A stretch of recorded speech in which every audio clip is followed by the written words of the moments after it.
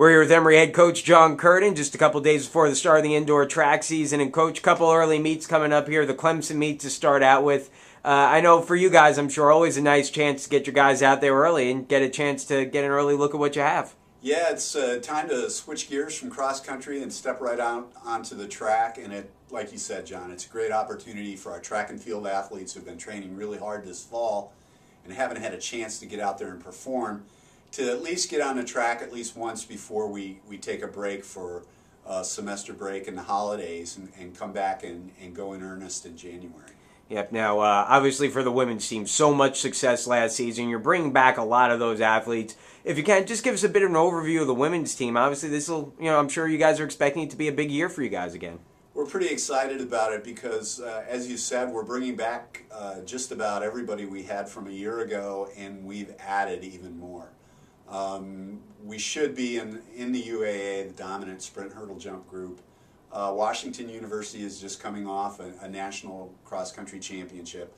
So again, they'll be a dominant player in the distances. So I think again, on the conference level, it's going to be another WashU Emory kind of meet. On the guys' side, I think we've improved substantially.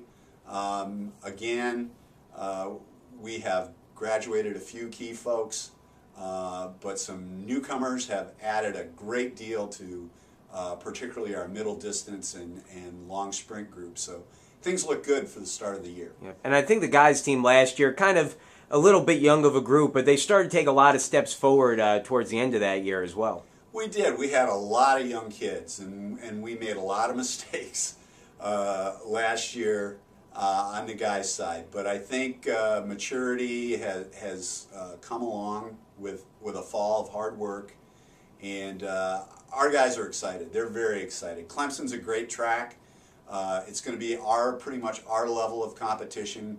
Of course, Clemson will be the pride of the field, so to speak, but there will be some people that we'll be competitive with, and it's just a good way to give the kids an idea of where they are before we take a little break.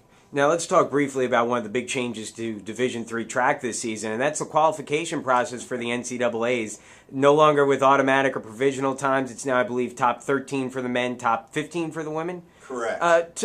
Obviously, it's a big strategy change for you guys. Talk a bit about that and how you guys are going to approach it this year. Well, I think not only myself, but a lot of other coaches around the country are kind of wrestling with this right now, because this is a change that was kind of dropped on us this fall without any real prior notice, and it's taking us back a little bit, and we're having to re-examine how we approach this season, because as you said, there are no automatic qualifying marks now. So you're going to have to compete up until the last chance meet to assure that you're going to get in. Again, there will be no bonus picks as a result of doubling and tripling. There's set amounts and numbers in each event that will run. So it's made it pretty rigid, and it's going to be tough. It takes away goals from kids, and that's one of the concerns I had. Even before, if you didn't make it to nationals and you hit a provisional mark, it gave you something to feel good about and give you something to work for in the next season. And we've kind of lost that. So we're trying to re-examine this new process and see where we go. Okay, Coach. Well, thanks a lot. Good luck this weekend, Saturday over at Clemson for the Orange and Purple Classic. Good luck this weekend, and look forward to talking to you later in the year. Thanks, John.